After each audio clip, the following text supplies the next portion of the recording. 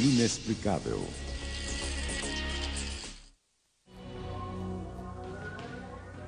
Na fronteira do novo milênio, um mistério continua a permear nossa cultura. Existiria vida extraterrestre? Segundo uma pesquisa, 1/3 dos americanos acredita em OVNIs. Quase 5 milhões afirmam ter vistos seres alienígenas. Os cientistas nos lembram que estes contatos não foram comprovados e nem podem ser. Os céticos dizem que essas pessoas foram iludidas ou querem lucrar com a polêmica. No entanto, as pessoas que afirmam ter tido essas experiências insistem que foram verdadeiras. Essas histórias chamam a atenção e refletem uma crença profunda de que não estamos sozinhos no universo.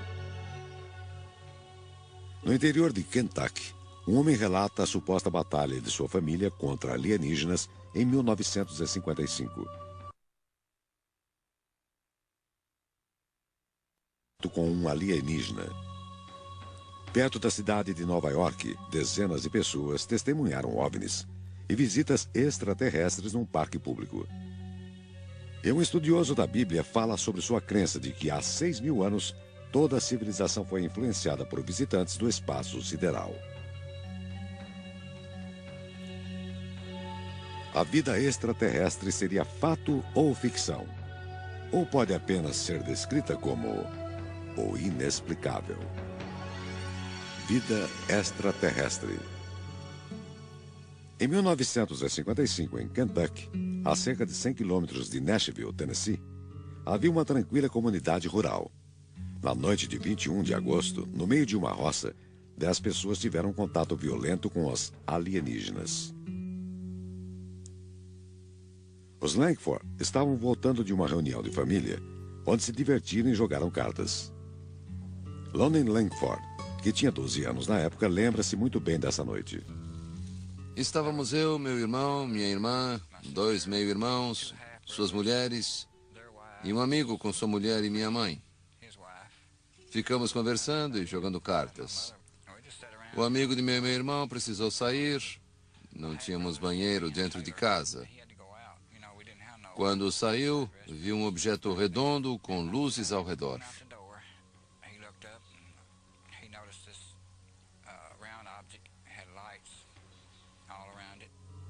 O homem entrou em casa e contou o que tinha visto. Pensaram que ele estava brincando e continuaram jogando cartas. Mais tarde, todos foram dormir. Todos, exceto a mãe de Lonnie. Ela ficou acordada, olhando pela janela, viu uma criatura estranha e gritou.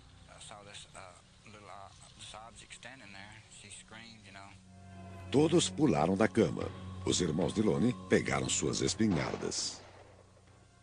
Vimos criaturas de 1 metro de altura, pés pequenos, orelhas pontudas, olhos grandes. Estavam parados lá fora. Havia vários. Usavam uniformes, não faziam barulho nenhum. Não falavam nada, ficavam parados lá, não sei por quê. Lonnie viu as criaturas flutuarem, enquanto seus irmãos continuavam atirando. Alguns tiros derrubaram os alienígenas. Mas, para a surpresa de todos, as estranhas criaturas voltaram a flutuar, incólumes. Ficamos assustados. Começamos a gritar. Um irmão de Lonnie foi para fora com a espingarda. Quando o meu irmão saiu, um deles o agarrou pelo cabelo. Ele pulou para o chão e atirou. Lonnie Langford e sua família, apavorados, ficaram olhando aqueles seres brilhantes pairando sobre a casa. Quando seus irmãos ficaram sem munição, acenderam as lanternas e iluminaram o céu. Para surpresa da família, as criaturas prateadas logo fugiram para a escuridão. Eles não queriam fazer mal a ninguém. Acho que estavam com mais medo de nós do que nós deles. Mas fiquei apavorado. Estou dizendo a verdade. Lonnie Langford está dizendo a verdade. Ou sua história não passa de uma lembrança distorcida de uma reunião de família conturbada. Mas sabemos que na mesma noite, Outros moradores da região viram luzes que pareciam meteoros, acompanhadas por um estranho objeto.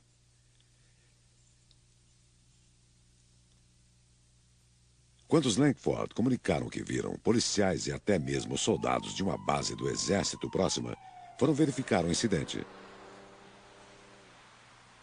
O soldado de Kentucky, Russell Ferguson, investigou o caso. Não encontrou nenhuma evidência concreta que comprovasse o relato dos Langford.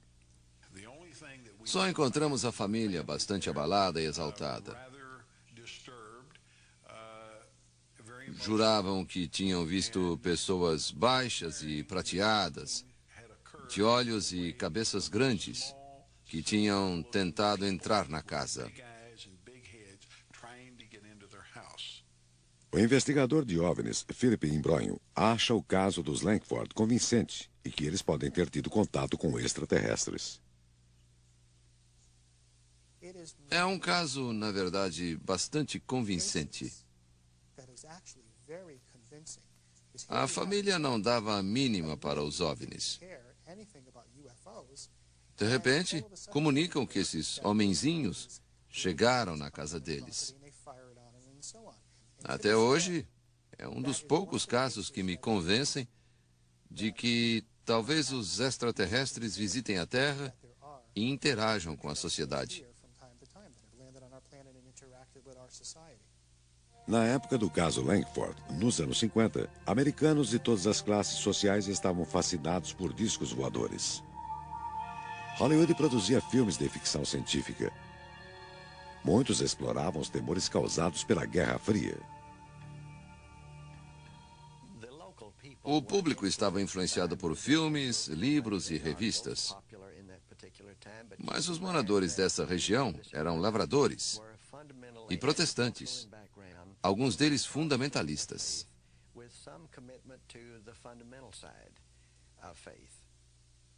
Como os Langford eram cristãos devotos, será que se deixaram influenciar depois do culto da tarde daquele domingo?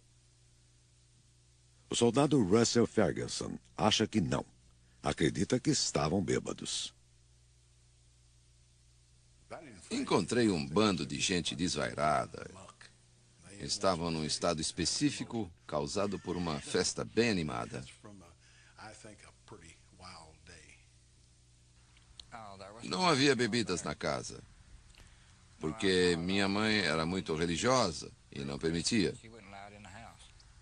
Meus irmãos bebiam, mas não havia bebidas alcoólicas em casa naquela noite. Outra explicação para o que houve naquela noite envolve um circo que estava de passagem na cidade. Descobri nos arquivos do jornal que o circo ficara na cidade 3 noites. Na quinta, sexta e sábado, antes do incidente relatado. O circo devia ter macacos, e eles podem ter fugido.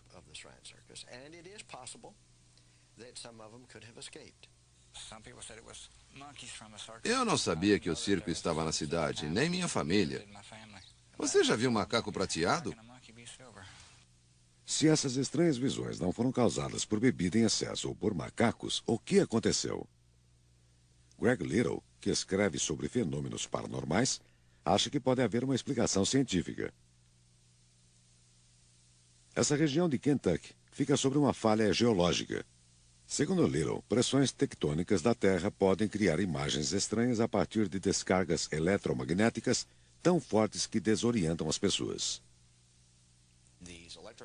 Essas falhas geológicas têm um enorme campo eletromagnético a seu redor.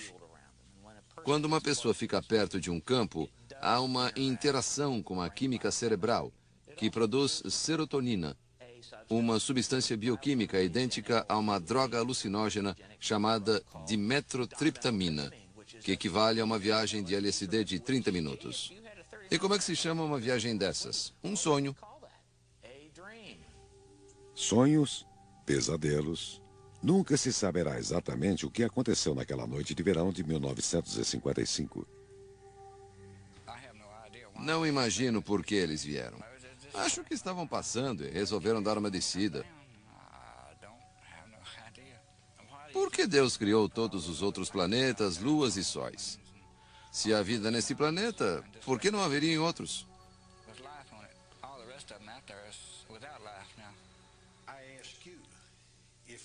Se alguém fosse capaz de viajar pelo espaço e para os outros planetas, viria para a Terra com toda essa tecnologia e iria justo para Kelly, Kentucky, e não para a capital do país ou para uma cidade grande? Não acredito.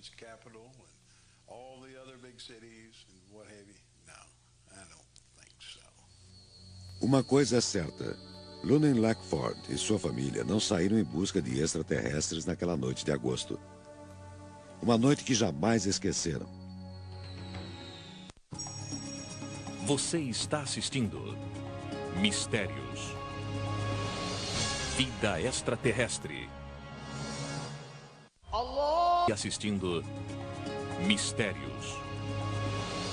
Vida extraterrestre. Há regiões no mundo conhecidas como aeroporto de OVNIs, devido à frequência com que os OVNIs são vistos. Pine Bush, no norte de Nova York, é um desses lugares. A pesquisadora de OVNIs, Ellen Crystal, foi para lá com o fim de tentar estabelecer contato com alienígenas. Escreveu um livro, Invasões Silenciosas, baseando-se em suas experiências. Ela acredita que seus 20 anos de pesquisa, em que tirou 1000 fotografias, evidenciam a existência de vida extraterrestre. É preciso ter um certo tipo de mentalidade para fazer as pesquisas de um modo coeso. Há pessoas como eu fazendo pesquisas bem-sucedidas, tentando ter contatos imediatos e usando equipamentos que os registram.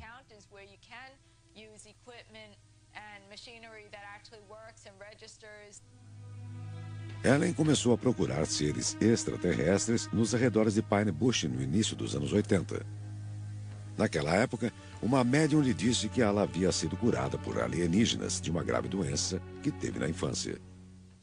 Ela me analisou e disse que, quando eu tinha 4 anos, fiquei muito doente.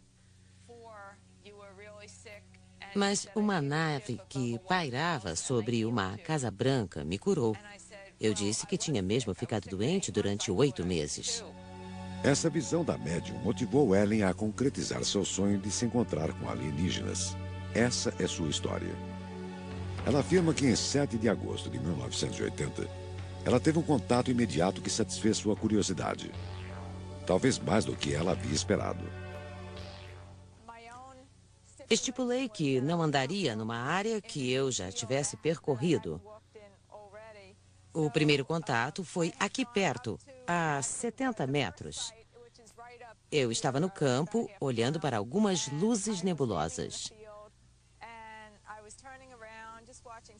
Vi uma luz grande e intensa pousar entre as árvores do outro lado da rua.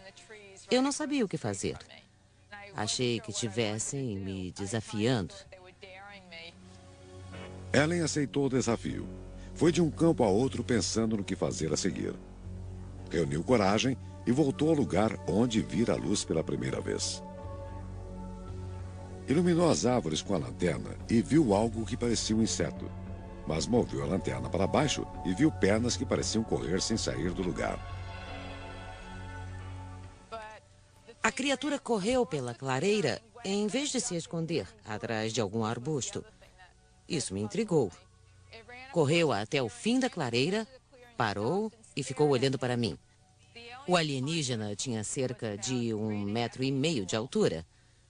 Não usava nenhum tipo de roupa.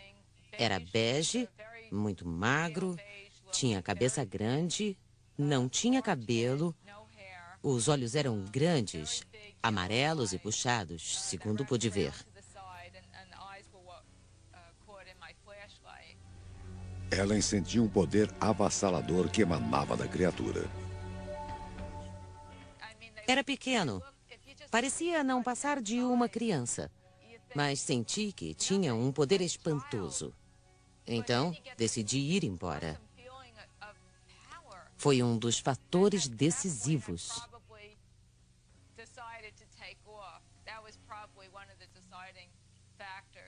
Amedrontada e exausta, foi até um estacionamento vazio para descansar e organizar os pensamentos. Não conseguia lidar com as minhas emoções. Estava paralisada de medo. Lembro que arquejava, estava em pânico. Comecei a transpirar. Ellen Crystal registrou esse contato e outras experiências que depois incluiu no livro. Ao longo de suas pesquisas, elaborou uma teoria própria sobre o motivo da vinda dos alienígenas à Terra. Acho que os alienígenas têm um problema físico terminal. O único motivo para eles estarem aqui em grande número é terem um problema físico terminal relacionado à reprodução. Podem ser uma raça à beira da extinção.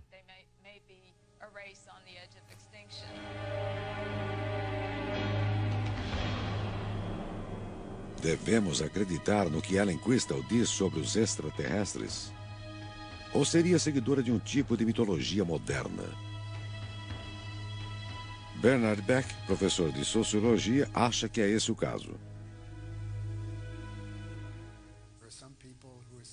As pessoas pensam que os extraterrestres são tão inteligentes pelo fato de terem chegado aqui, que tornarão nossa vida melhor e cuidarão de nós. São mitos criados por gente comum, que, ao comentar com os vizinhos, ao falar disso durante o almoço ou no bar, cria expectativas culturais.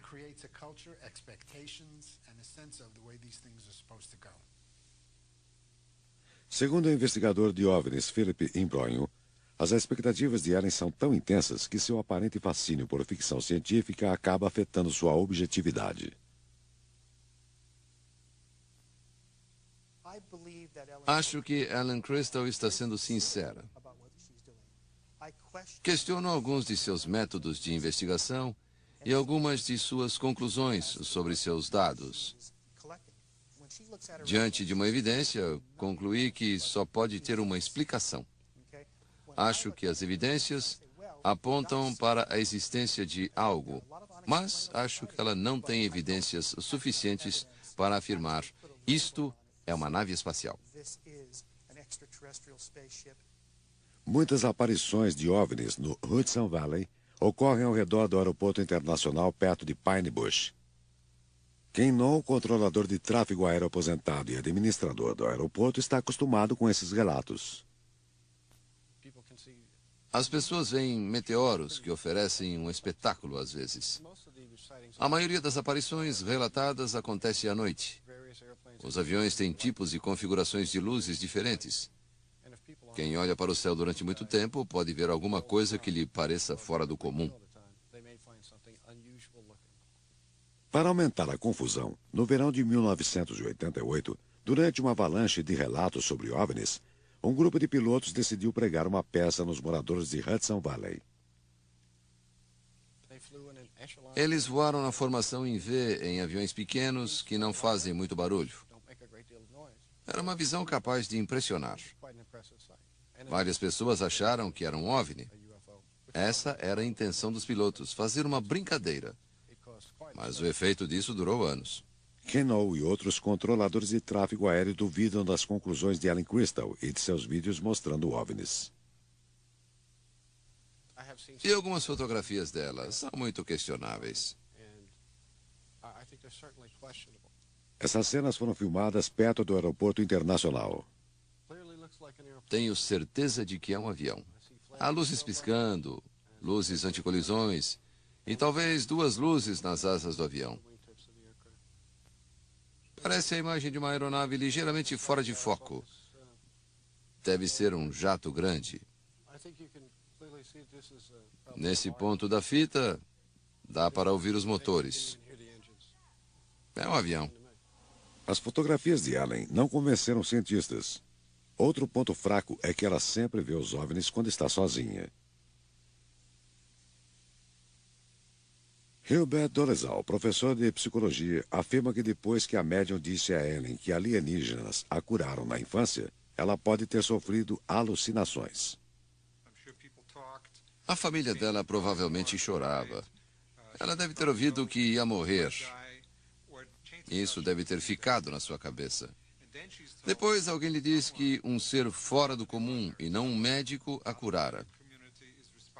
Deve ter sido o incidente mais marcante de sua vida. Do ponto de vista psicológico, é como uma pessoa que sabe mais tarde que foi adotada e sente a necessidade de estabelecer contato. Como Ellen, Crystal e a família de Kentucky passaram por essas experiências em locais isolados, sem outras testemunhas, seus relatos não convencem nem os que acreditam em OVNIs. Há 20 anos, dezenas de pessoas disseram que viram um OVNI num parque público em New Jersey, perto da cidade de Nova York.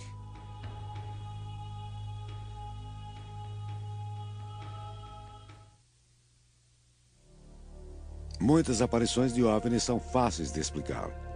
No entanto, quando várias pessoas afirmam ter visto o mesmo objeto na mesma hora, de diferentes pontos de observação, seus relatos recebem mais atenção. No condado de Hudson, New Jersey, North Bergen é um pequeno bairro de classe média separado de Nova York pelo rio. Seus moradores são profissionais de alto nível, que tendem a ser realistas.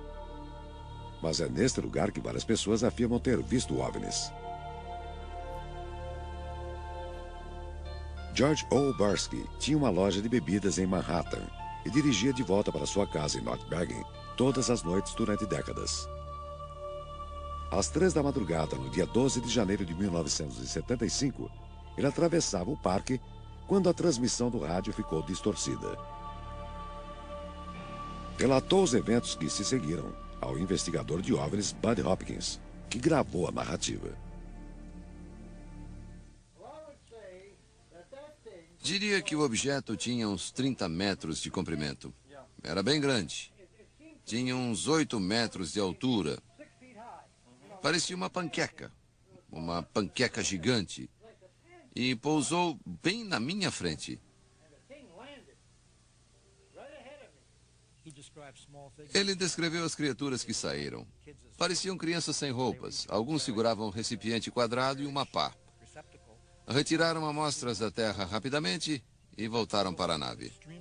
Moviam-se com uma velocidade incrível quando a nave decolou. Ele estava apavorado e perplexo. Não sabia o que vira.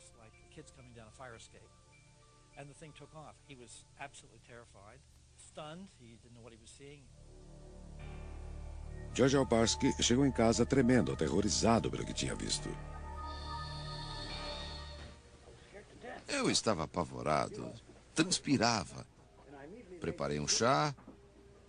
Depois liguei o rádio e tomei 2 aspirinas. Estava com medo. Achei que estava ficando louco ou doente. George O. Barsky morreu em 1990. Seu filho Frank lembra-se bem do caso.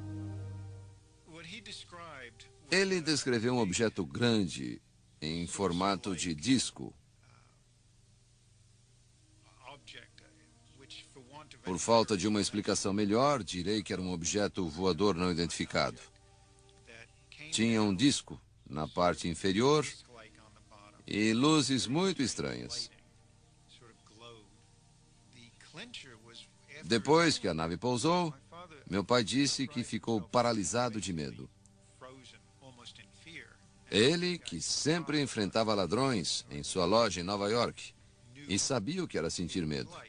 Mas aquela nave realmente o apavorou. Bud Hopkins tentou reforçar o relato de George O. Barsky com outros testemunhos, como de um porteiro que trabalhava num prédio de apartamentos na frente do parque. Sabia que havia um prédio lá. Passei semanas tentando localizar o porteiro. Liguei para ele, sentindo a adrenalina no sangue. Mas ele disse que nunca esqueceria do disco voador que pousara no parque. Sua descrição da nave era idêntica à de George.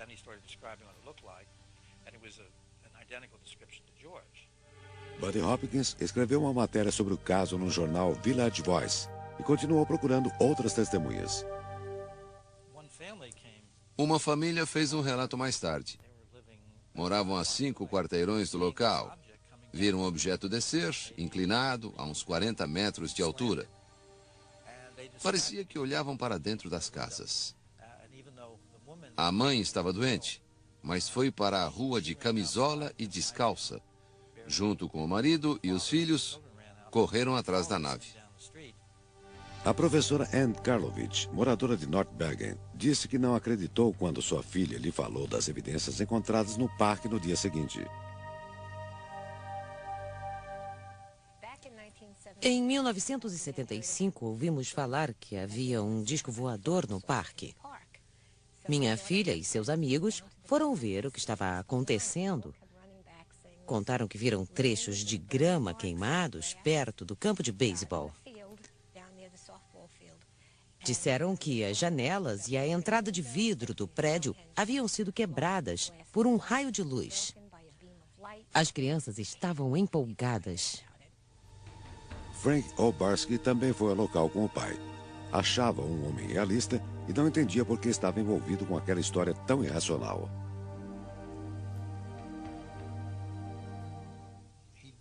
Ele não se interessava por fenômenos que não faziam parte da vida cotidiana. E aquilo realmente não fazia parte do cotidiano. Foi difícil para mim conciliar a imagem do meu pai com a história que ele me contou.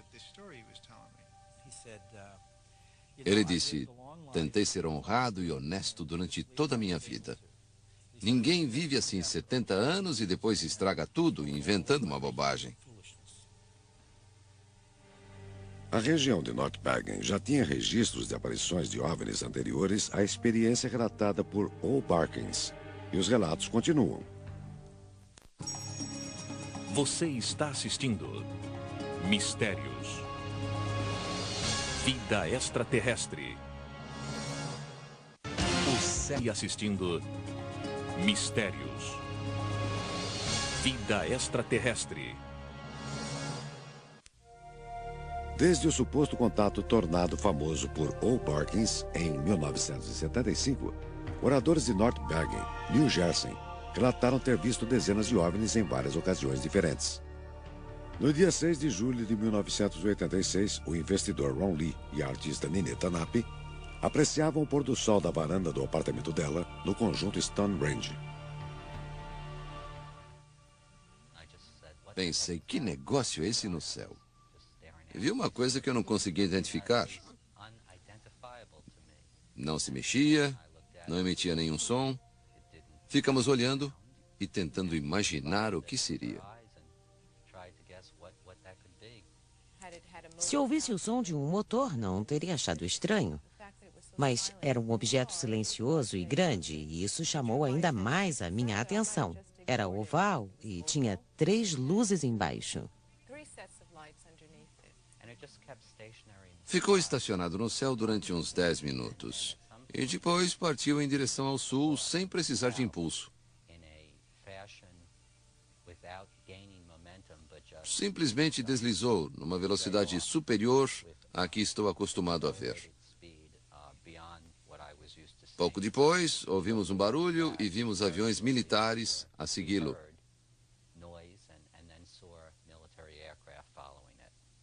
No dia seguinte, a imprensa publicou relatos de pessoas que viram a nave. Ninetta não ligou para nenhum serviço público. Quando contamos casos assim, as pessoas não levam a sério. Eu negava para mim mesma o que tinha visto. Não queria acreditar. Aquilo não era racional. 2 anos depois, nessa mesma região de New Jersey, o DJ David Delia afirmou que viu um objeto não identificado sobre o Hudson Park no dia de St. Patrick, em 1988. Disse que estava dirigindo para casa quando notou algo no céu. Parou o carro. O objeto chegava cada vez mais perto.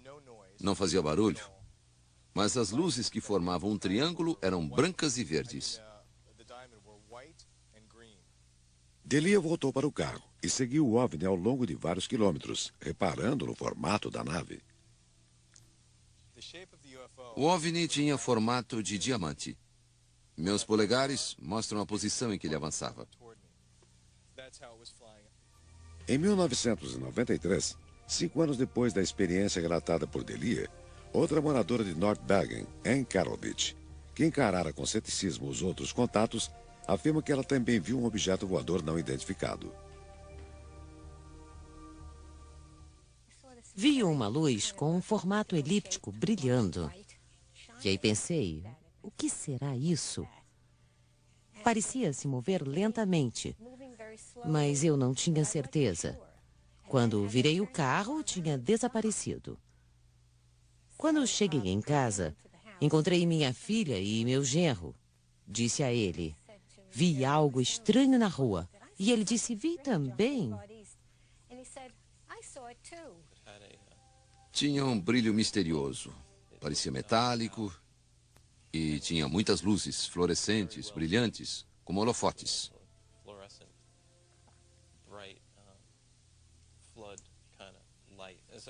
Lembro-me de que era um objeto pequeno, elíptico, uma esfera elíptica.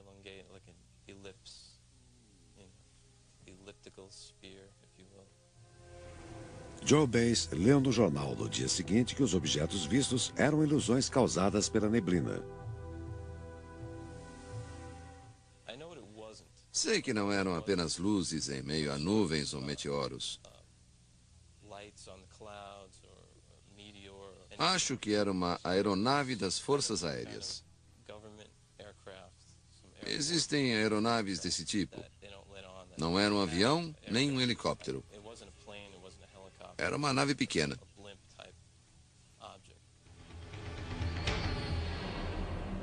As pessoas que moram nessa região acreditam que viram OVNIs. Mas eram naves espaciais? Desde a Segunda Guerra Mundial, os relatos de pessoas que viram OVNIs ganharam um sistema de classificação ou de categorias. O método foi criado por um professor de astronomia da Northwestern University, J. Allen Hynek. Foi ele que criou o termo contato imediato de terceiro grau para descrever os contatos humanos com alienígenas. Philip Embroyon participou do livro que Hynek escreveu em 1987. Eles reuniram depoimentos de milhares de pessoas que viram OVNIs na costa leste. Comecei a investigar alguns casos, mas eram apenas a ponta do iceberg. Num período de 5 anos, 7.000 pessoas viram OVNIs. Muitas eram acima de qualquer suspeita. Policiais, pilotos, advogados, educadores, cientistas, executivos de grandes corporações, todos viram um objeto maior do que um campo de futebol, voando pelo céu. O psicólogo Herbert Dolezal insiste que essas pessoas que dizem ter visto OVNIs estão enganadas. É um fenômeno de percepção em que o pano de fundo é escuro e o objeto aparece contra uma estrutura imprecisa. Além disso, a pessoa pode ter miopia, astigmatismo ou sofrer de algum outro distúrbio visual. A questão não são os objetos voadores não identificados, mas objetos imóveis não identificados. Sei o que vi. É só o que posso dizer. Vi algo que não se parecia com nada que eu vira antes. A colunista Sarah Deering foi criada na região de North Bergen. Ouviu dezenas de histórias sobre OVNIs. Acha que acreditar em alienígenas e OVNIs é ridículo. Eles tiram conclusões precipitadas. Há várias maneiras de explicar esses objetos que vemos. As pessoas querem acreditar. Vêm alienígenas em toda parte. Nos anos 70, líamos o livro de Robert Heinlein, Estranho numa Terra Estranha, e aceitávamos a ficção científica como um tipo de metáfora para o que vivíamos na época, para a sensação de sermos proscritos pela sociedade. Será que pessoas alienadas estão confundindo ficção com realidade? Segundo o professor Dolezal, as pessoas que dizem ter visto alienígenas e OVNIs têm uma necessidade psicológica de participar de uma tendência, de algo maior do que elas mesmas, e por isso observam fenômenos que carecem de evidências. Está ocorrendo um fenômeno de massa. As pessoas querem fazer parte desse grupo, o que se torna cada vez mais aceito. Acusações do tipo, você está louco ou está mentindo, são cada vez mais raras. Todos estão abertos a essa possibilidade. Todo ser humano quer participar de alguma coisa especial, importante, emocionante. Nossa tecnologia espacial está avançada. Sonhamos em viajar pelo espaço e habitar outros planetas. Tudo isso alimenta esse sistema de crenças.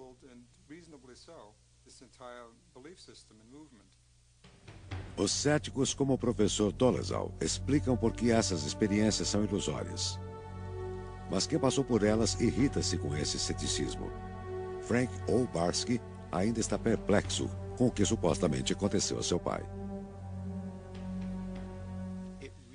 Ficava aborrecido quando diziam que ele estava mentindo. Foi isso que mais me marcou e intrigou.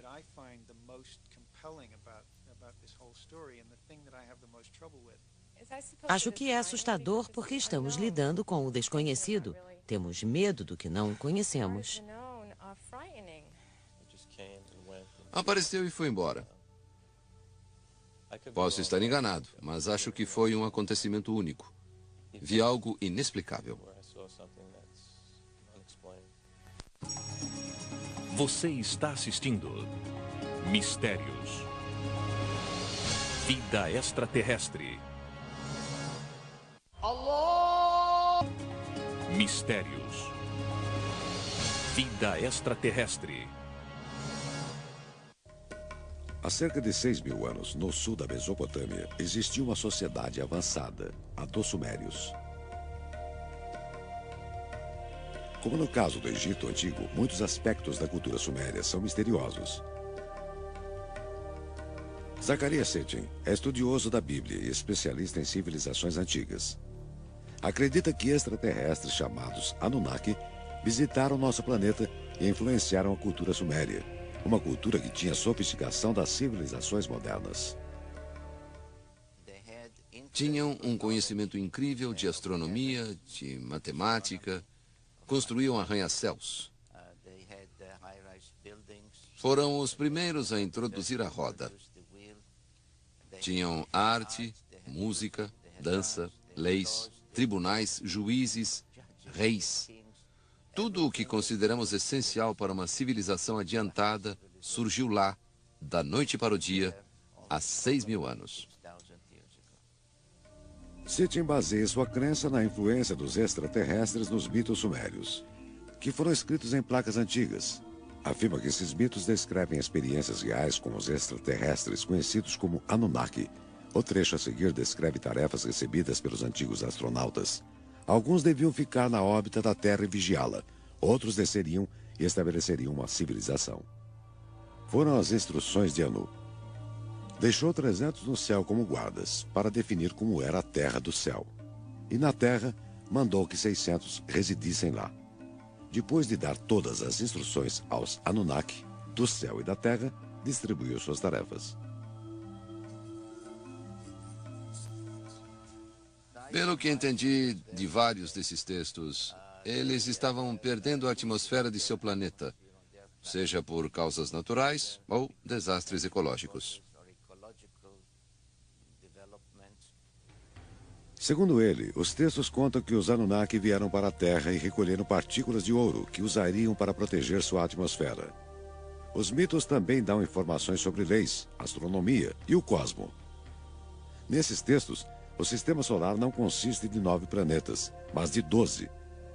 Os Anunnaki vieram do 12º planeta, chamado Naburu. Esse planeta misterioso aproxima-se da órbita terrestre a cada 3.600 anos. Essas evidências dos textos e descrições antigos não deixam dúvida de que seres de outros planetas participaram não só de nossa criação, acelerando a evolução, como narra a Bíblia, mas da nossa civilização durante milênios.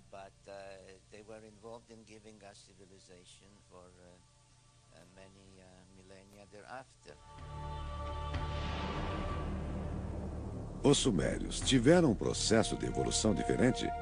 Quase todos os estudiosos da cultura suméria descartam essa hipótese, inclusive o professor Miguel Civil, da Universidade de Chicago. Na minha opinião, não há nada na evolução da cultura do sul da Mesopotâmia que não possa ser explicado pela evolução normal da cultura de modo geral. O professor Civil afirma que os textos mitológicos dos sumérios são apenas o que parecem ser, mitos. Duvida da capacidade de Setin de traduzir esses textos. O autor mistura línguas, explica uma forma de linguagem através de outra. Às vezes, ele parece quase incapaz de saber se uma palavra é do sumério ou do hebreu. Não só os estudiosos de antropologia cultural, como o professor Civil, discordam da teoria do 12º planeta. Os astrônomos duvidam até de sua premissa.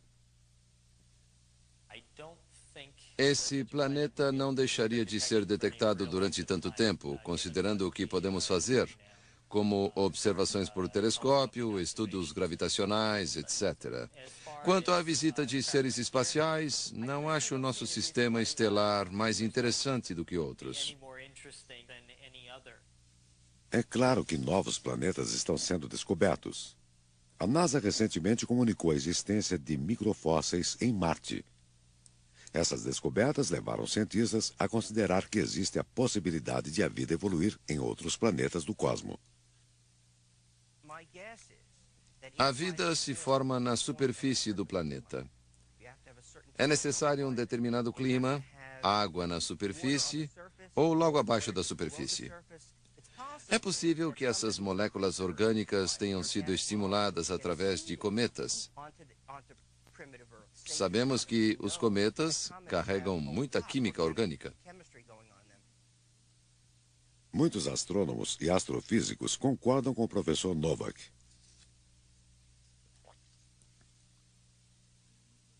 Mesmo se existe vida inteligente no espaço, mesmo com nossa atual tecnologia, as distâncias no céu são grandes demais.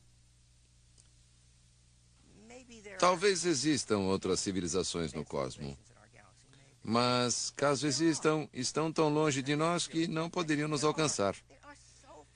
Estão a centenas de milhares de anos-luz de distância. Não há a menor chance de que cheguem até nós.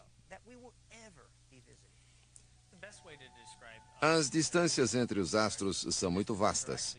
A distância da Terra até o centro da galáxia é por volta de 30.000 anos-luz. Alguns afirmam que a atual onda de aparições de extraterrestres substitui a religião tradicional. Tradicionalmente, as pessoas acreditavam num ser divino, em Deus. Na ausência dessa crença religiosa, ou talvez como um suplemento, há uma necessidade de se acreditar em seres mais sofisticados, mais sábios, mais avançados tecnologicamente. Parece-me que esse é um suplemento ou substituto para a crença religiosa.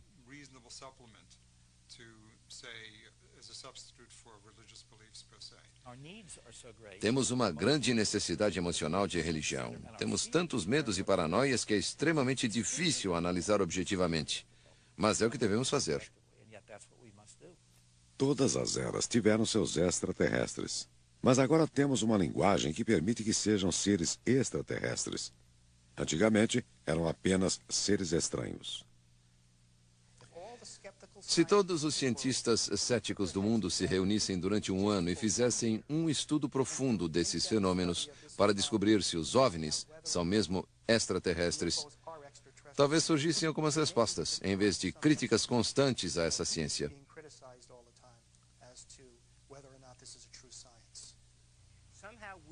Nós, cientistas, falhamos ao não dizer às pessoas que há fenômenos do universo que já entendemos. Não sabemos tudo, mas sabemos muito. Há hipóteses que podemos excluir. Mas as pessoas não acreditam. Acho triste que a ciência moderna não tenha sido absorvida, de verdade, pela cultura de nossa nação. Buddy Hopkins acha que se a ciência moderna não excluísse totalmente a existência de OVNIs e que se investigasse algumas aparições, alcançaria um público maior. É um fenômeno extraordinário. Isso ninguém pode negar, não importa o seu ponto de vista. Um fenômeno extraordinário pede uma investigação extraordinária. Se houvesse algo digno de crédito, se existissem evidências concretas e o fenômeno pudesse ser acompanhado e verificado, todos adorariam. A comunidade científica se dedicaria a estudá-lo. Os céticos insistem que os milhares de relatos de pessoas que viram OVNIs não resultam em uma única confirmação científica. Mas as pessoas continuarão relatando suas experiências e insistindo que o que viram era real. Mas sem evidências físicas, só nos restam suposições. Alguns preferem acreditar na existência de vida extraterrestre em vez de tolerar a incerteza do inexplicável.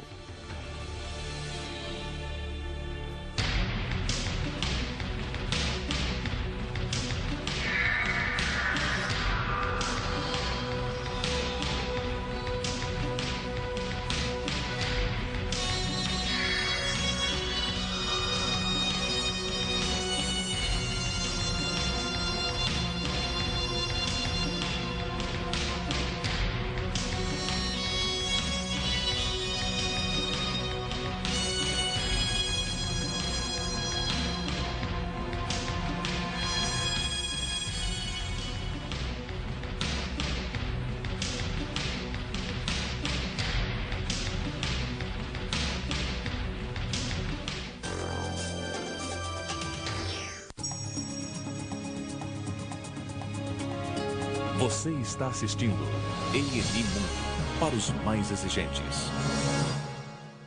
Ato elíptico brilhando. E aí pensei, o que será isso? Parecia se mover lentamente, mas eu não tinha certeza. Quando virei o carro, tinha desaparecido. Quando cheguei em casa, encontrei minha filha e meu genro. Disse a ele, vi algo estranho na rua. E ele disse, vi também. Tinha um brilho misterioso. Parecia metálico e tinha muitas luzes fluorescentes, brilhantes, como holofotes.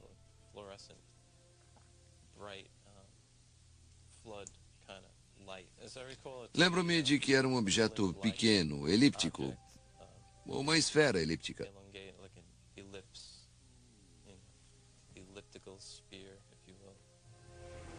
Joe Bass leu no jornal no dia seguinte que os objetos vistos eram ilusões causadas pela neblina. Sei que não eram apenas luzes em meio a nuvens ou meteoros. Acho que era uma aeronave das Forças Aéreas. Existem aeronaves desse tipo. Não era um avião, nem um helicóptero. Era uma nave pequena.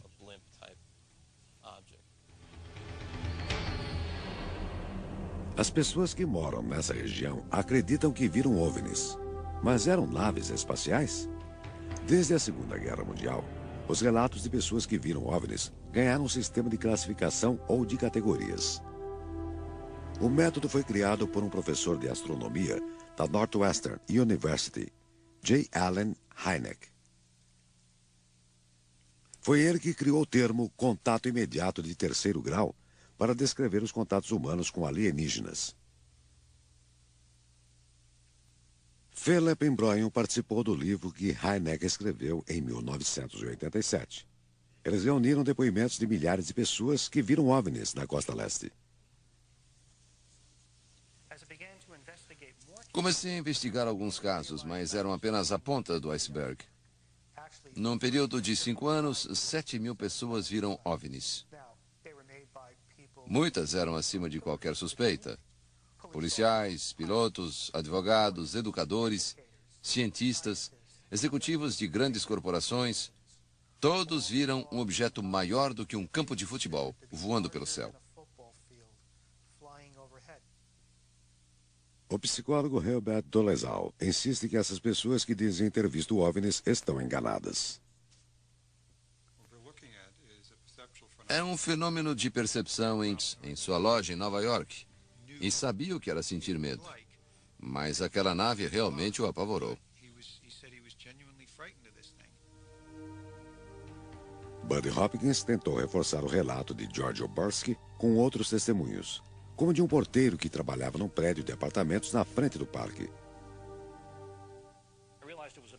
Sabia que havia um prédio lá. Passei semanas tentando localizar o porteiro.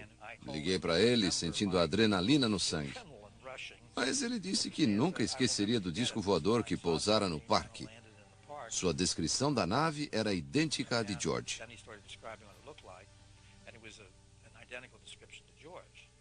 Buddy Hopkins escreveu uma matéria sobre o caso no jornal Village Voice e continuou procurando outras testemunhas. Uma família fez um relato mais tarde. Moravam a 5 quarteirões do local. Viram um objeto descer, inclinado, a uns 40 metros de altura. Parecia que olhavam para dentro das casas. A mãe estava doente, mas foi para a rua de camisola e descalça. Junto com o marido e os filhos, correram atrás da nave. A professora Ann Karlovich, moradora de North Bergen, disse que não acreditou quando sua filha lhe falou das evidências encontradas no parque no dia seguinte. Em 1975, ouvimos falar que havia um disco voador no parque. Minha filha e seus amigos foram ver o que estava acontecendo. Contaram que viram trechos de grama queimados perto do campo de beisebol. Disseram que as janelas e a entrada de vidro do prédio haviam sido quebradas por um raio de luz. As crianças estavam empolgadas. Frank Obarski também foi ao local com o pai. Achava um homem realista e não entendia por que estava envolvido com aquela história tão irracional.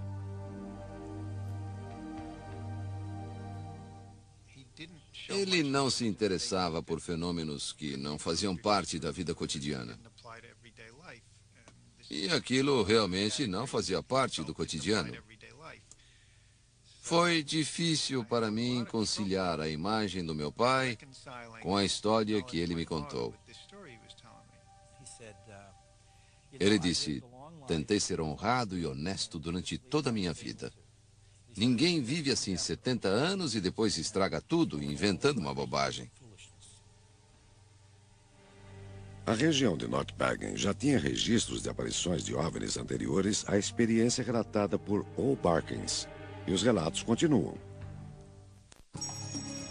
Você está... A crença religiosa, ou talvez como um suplemento, há uma necessidade de se acreditar em seres mais sofisticados, mais sábios, mais avançados tecnologicamente. Parece-me que esse é um suplemento ou substituto para a crença religiosa.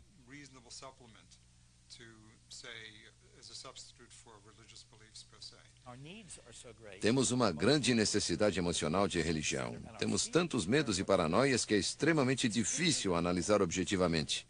Mas é o que devemos fazer. Todas as eras tiveram seus extraterrestres. Mas agora temos uma linguagem que permite que sejam seres extraterrestres. Antigamente, eram apenas seres estranhos. Se todos os cientistas céticos do mundo se reunissem durante um ano e fizessem um estudo profundo desses fenômenos para descobrir se os OVNIs são mesmo extraterrestres, talvez surgissem algumas respostas, em vez de críticas constantes a essa ciência.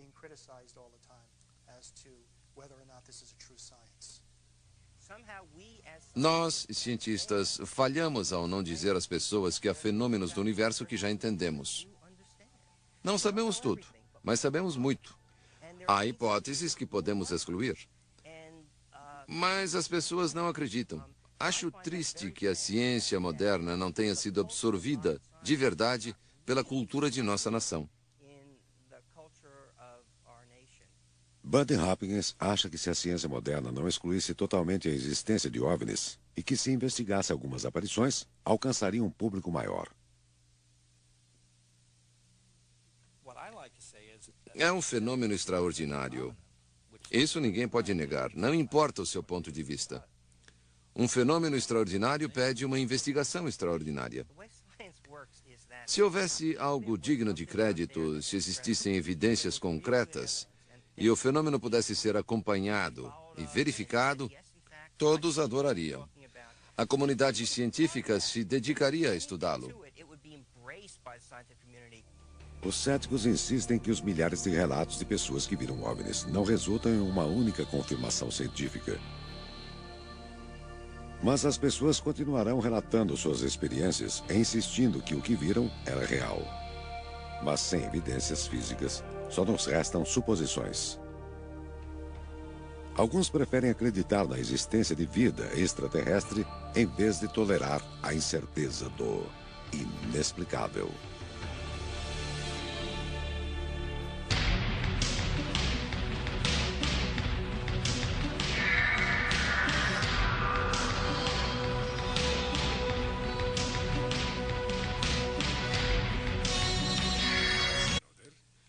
Às vezes, ele parece quase incapaz de saber se uma palavra é do sumério ou do hebreu. Não só os estudiosos de antropologia cultural, como o professor civil, discordam da teoria do 12º planeta. Os astrônomos duvidam até de sua premissa. Esse planeta não deixaria de ser detectado durante tanto tempo, considerando o que podemos fazer, como observações por telescópio, estudos gravitacionais, etc. Quanto à visita de seres espaciais, não acho o nosso sistema estelar mais interessante do que outros. É claro que novos planetas estão sendo descobertos. A NASA recentemente comunicou a existência de microfósseis em Marte. Essas descobertas levaram cientistas a considerar que existe a possibilidade de a vida evoluir em outros planetas do cosmos. A vida se forma na superfície do planeta. É necessário um determinado clima, água na superfície ou logo abaixo da superfície. É possível que essas moléculas orgânicas tenham sido estimuladas através de cometas. Sabemos que os cometas carregam muita química orgânica. Muitos astrônomos e astrofísicos concordam com o professor Novak.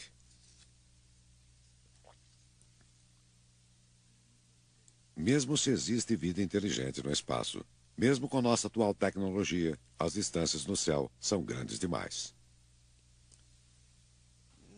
Talvez existam outras civilizações no cosmos. Mas, caso existam, estão tão longe de nós que não poderiam nos alcançar. Estão a centenas de milhares de anos-luz de distância. Não há a menor chance de que cheguem até nós. As distâncias entre os astros são muito vastas. A distância da Terra até o centro da galáxia é por volta de 30.000 anos-luz. Alguns afirmam que a atual onda de aparições de extraterrestres substitui a religião tradicional.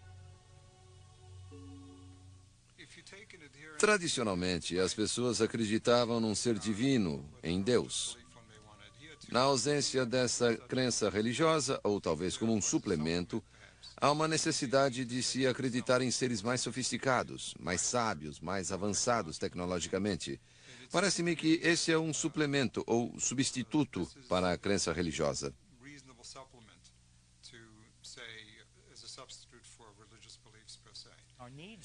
E os registram.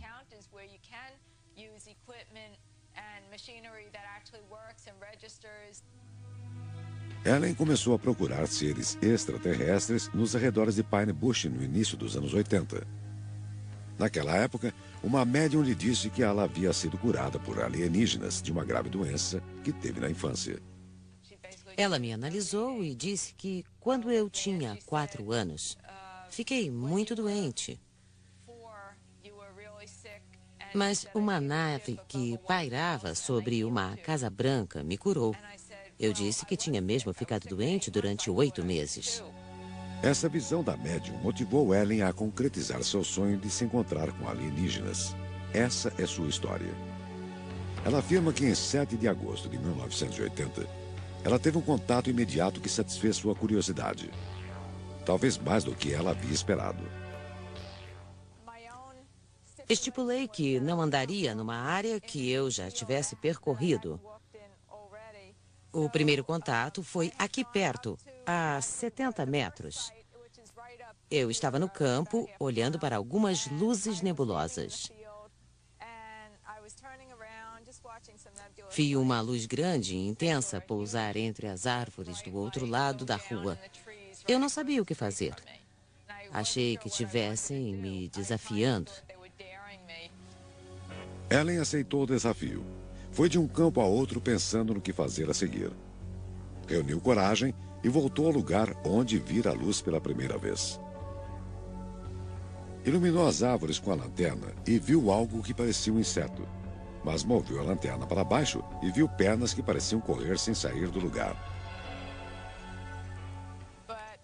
A criatura correu pela clareira em vez de se esconder atrás de algum arbusto.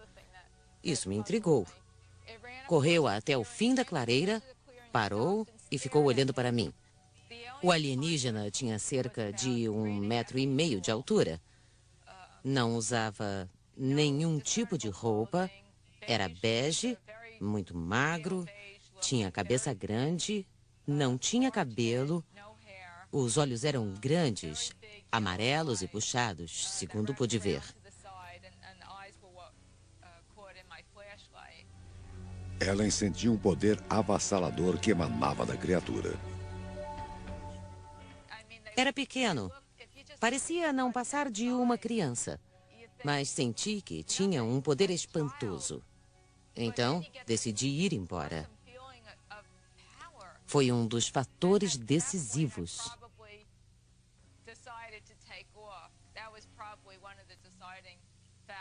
Alça, junto com o marido e os filhos, correram atrás da nave. A professora Ann Karlovich, moradora de North Bergen, disse que não acreditou quando sua filha lhe falou das evidências encontradas no parque no dia seguinte. Em 1975, ouvimos falar que havia um disco voador no parque. Minha filha e seus amigos foram ver o que estava acontecendo. Contaram que viram trechos de grama queimados perto do campo de beisebol. Disseram que as janelas e a entrada de vidro do prédio haviam sido quebradas por um raio de luz. As crianças estavam empolgadas. Frank Obarski também foi ao local com o pai. Achava um homem realista e não entendia por que estava envolvido com aquela história tão irracional.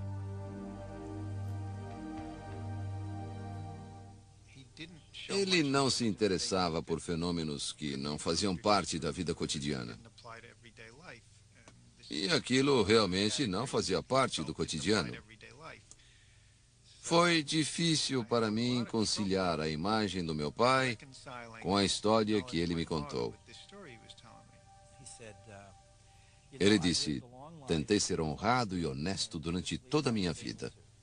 Ninguém vive assim 70 anos e depois estraga tudo inventando uma bobagem. A região de North Bergen já tinha registros de aparições de OVNIs anteriores à experiência relatada por O'Barkins. E os relatos continuam. Você está assistindo Mistérios. Vida extraterrestre. E assistindo Mistérios. Vida extraterrestre. Desde o suposto contato tornado famoso por O'Barkins em 1975, moradores de North Bergen, New Jersey, relataram ter visto dezenas de OVNIs em várias ocasiões diferentes. No dia 6 de julho de 1986, o investidor Ron Lee e a artista Nini Tanape apreciavam o pôr do sol da varanda do apartamento dela no conjunto Stone Range. Pensei, que negócio é esse no céu? Vi uma coisa que eu não conseguia identificar. Não se mexia, não emitia nenhum som. Ficamos olhando e tentando imaginar o que seria. Se ouvisse o som de um motor, não teria achado estranho. Mas era um objeto silencioso e grande, e isso chamou ainda mais a minha atenção. Era Investigação e algumas de suas conclusões sobre seus dados. Diante de uma evidência, concluí que só pode ter uma explicação. Acho que as evidências apontam para a existência de algo, mas acho que ela não tem evidências suficientes para afirmar isto é uma nave espacial. Muitas aparições de OVNIs no Hudson Valley ocorrem ao redor do aeroporto internacional perto de Pine Bush. Ken No, controlador de tráfego aéreo aposentado e administrador do aeroporto, está acostumado com esses relatos. As pessoas veem meteoros que oferecem um espetáculo às vezes. A maioria das aparições relatadas acontece à noite. Os aviões têm tipos e configurações de luzes diferentes. Quem olha para o céu durante muito tempo pode ver alguma coisa que lhe pareça fora do comum.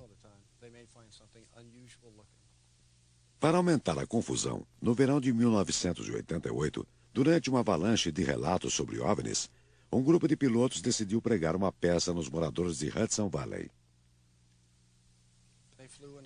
Eles voaram na formação em V em aviões pequenos que não fazem muito barulho. Era uma visão capaz de impressionar. Várias pessoas acharam que era um OVNI. Essa era a intenção dos pilotos, fazer uma brincadeira. Mas o efeito disso durou anos. Ken No e outros controladores de tráfego aéreo duvidam das conclusões de Ellen Crystal e de seus vídeos mostrando OVNIs. E algumas fotografias dela são muito questionáveis. Essas cenas foram filmadas perto do aeroporto internacional. Tenho certeza de que é um avião. Há luzes piscando, luzes anticolisões e talvez duas luzes nas asas do avião. Parece a imagem de uma aeronave ligeiramente fora de foco. Deve ser um jato grande. Nesse ponto da fita, dá para ouvir os motores. É um avião. As fotografias de Ellen não convenceram cientistas. Outro ponto fraco é que ela sempre vê os OVNIs quando está sozinha. Hilbert Dolezal, professor de psicologia, afirma que depois que a médium disse a Ellen que alienígenas a curaram na infância, ela pode ter sofrido alucinações. A família dela provavelmente chorava. Ela deve ter ouvido que ia morrer. Isso deve ter ficado na sua cabeça. Depois alguém lhe disse que um ser fora do comum e não um médico a curara. Deve ter sido o incidente mais... Fugiram para a escuridão. Eles não queriam fazer mal a ninguém. Acho que estavam com mais medo de nós do que nós deles. Mas fiquei apavorado. Estou dizendo a verdade. Lonnie Langford está dizendo a verdade. Ou sua história não passa de uma lembrança distorcida de uma reunião de família conturbada. Mas sabemos que na mesma noite, outros moradores da região viram luzes que pareciam meteoros, acompanhadas por um estranho objeto.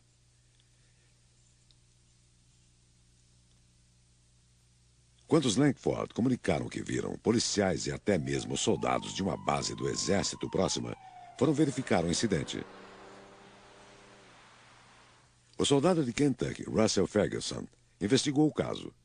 Não encontrou nenhuma evidência concreta que comprovasse o relato dos Langford. Só encontramos a família bastante abalada e exaltada.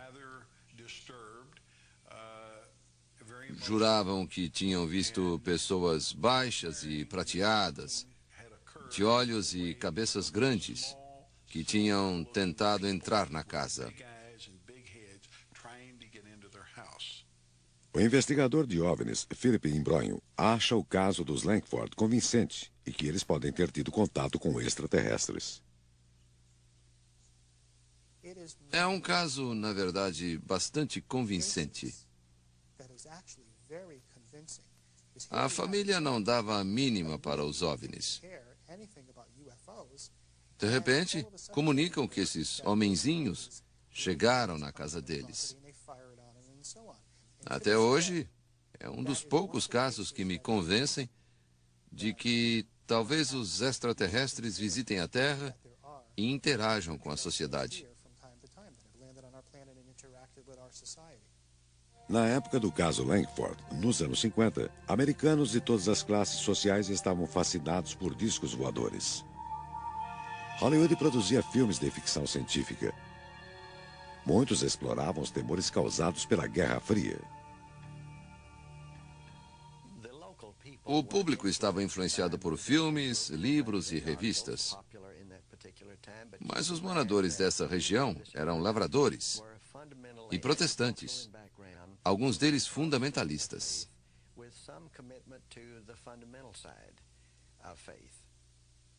Como os Langford eram cristãos devotos, será que se deixaram influenciar depois do culto da tarde daquele domingo? O soldado Russell Ferguson acha que não. Acredita que estavam bêbados. Ellen começou a procurar seres extraterrestres nos arredores de Pine Bush no início dos anos 80. Naquela época, uma médium lhe disse que ela havia sido curada por alienígenas de uma grave doença que teve na infância. Ela me analisou e disse que, quando eu tinha 4 anos, fiquei muito doente. Mas uma nave que pairava sobre uma casa branca me curou. Eu disse que tinha mesmo ficado doente durante 8 meses. Essa visão da médium motivou Ellen a concretizar seu sonho de se encontrar com alienígenas. Essa é sua história. Ela afirma que em 7 de agosto de 1980, ela teve um contato imediato que satisfez sua curiosidade. Talvez mais do que ela havia esperado. Estipulei que não andaria numa área que eu já tivesse percorrido. O primeiro contato foi aqui perto, a 70 metros. Eu estava no campo, olhando para algumas luzes nebulosas.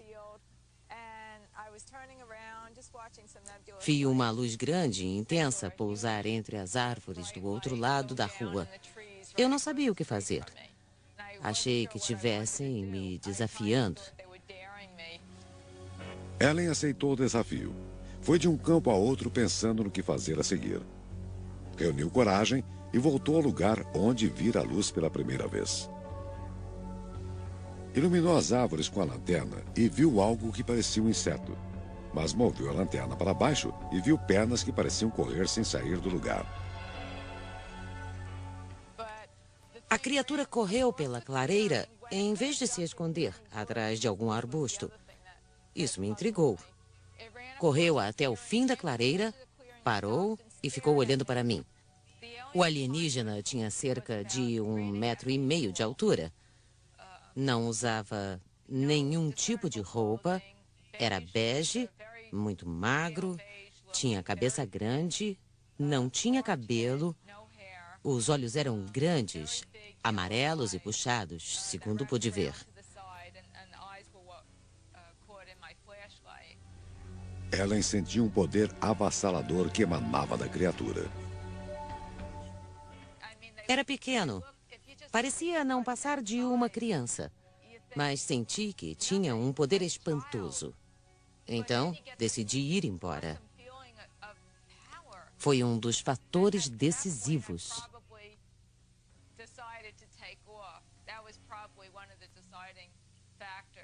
Amedrontada e exausta, foi até um estacionamento vazio para descansar e organizar os pensamentos.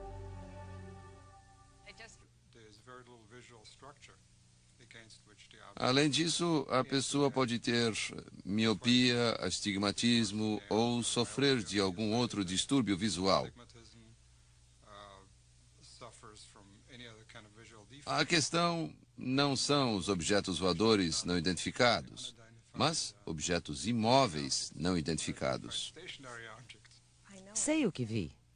É só o que posso dizer. Vi algo que não se parecia com nada que eu vira antes. A colunista Sarah Deering foi criada na região de North Bergen. Ouviu dezenas de histórias sobre OVNIs. Acha que acreditar em alienígenas e OVNIs é ridículo. Eles tiram conclusões precipitadas. Há várias maneiras de explicar esses objetos que vemos. As pessoas querem acreditar. Veem alienígenas em toda parte. Nos anos 70, líamos o livro de Robert Heinlein, Estranho numa Terra Estranha, e aceitávamos a ficção científica como um tipo de metáfora para o que vivíamos na época, para a sensação de sermos proscritos pela sociedade. Será que pessoas alienadas estão confundindo ficção com realidade? Segundo o professor Dolezal, as pessoas que dizem ter visto alienígenas e OVNIs têm uma necessidade psicológica de participar de uma tendência, de algo maior do que elas mesmas, e por isso observam fenômenos que carecem de evidências. Está ocorrendo um fenômeno de massa. As pessoas querem fazer parte desse grupo, que se torna cada vez mais aceito. Acusações do tipo, você está louco ou está mentindo, são cada vez mais raras. Todos estão abertos a essa possibilidade. Todo ser humano quer participar de alguma coisa especial, importante, emocionante. Nossa tecnologia espacial está avançada. Sonhamos em viajar pelo espaço e habitar outros planetas. Tudo isso alimenta esse sistema de crenças.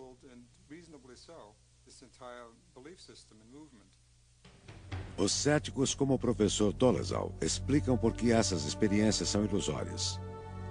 Mas quem passou por elas irrita-se com esse ceticismo.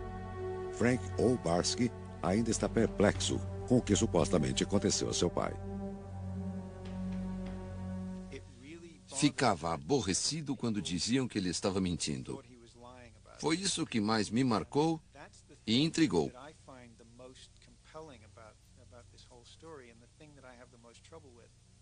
Acho que é assustador porque estamos lidando com o desconhecido.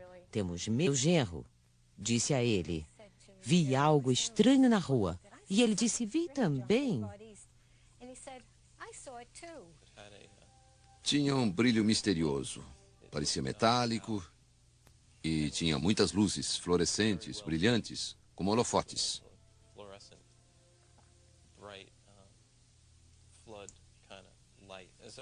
Lembro-me de que era um objeto pequeno, elíptico, uma esfera elíptica.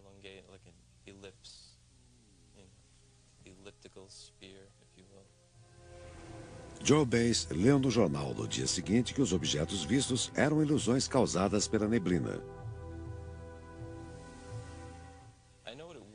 Sei que não eram apenas luzes em meio a nuvens ou meteoros. Acho que era uma aeronave das Forças Aéreas.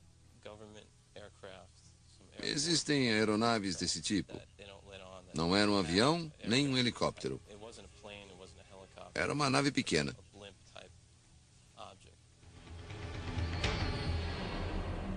As pessoas que moram nessa região acreditam que viram OVNIs. Mas eram naves espaciais? Desde a Segunda Guerra Mundial, os relatos de pessoas que viram OVNIs ganharam um sistema de classificação ou de categorias. O método foi criado por um professor de astronomia da Northwestern University, J. Allen Hynek.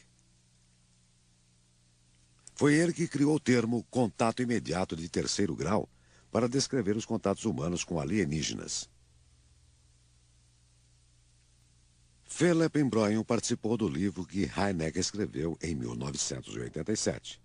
Eles reuniram depoimentos de milhares de pessoas que viram OVNIs na costa leste.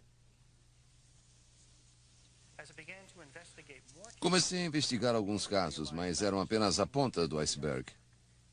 Num período de 5 anos, 7.000 pessoas viram OVNIs. Muitas eram acima de qualquer suspeita. Policiais, pilotos, advogados, educadores, cientistas, executivos de grandes corporações, todos viram um objeto maior do que um campo de futebol voando pelo céu. O psicólogo Herbert Dolezal insiste que essas pessoas que dizem ter visto OVNIs estão enganadas. É um fenômeno de percepção em que o pano de fundo é escuro e o objeto aparece contra uma estrutura imprecisa. Além disso, a pessoa pode ter miopia, astigmatismo ou sofrer de algum outro distúrbio visual.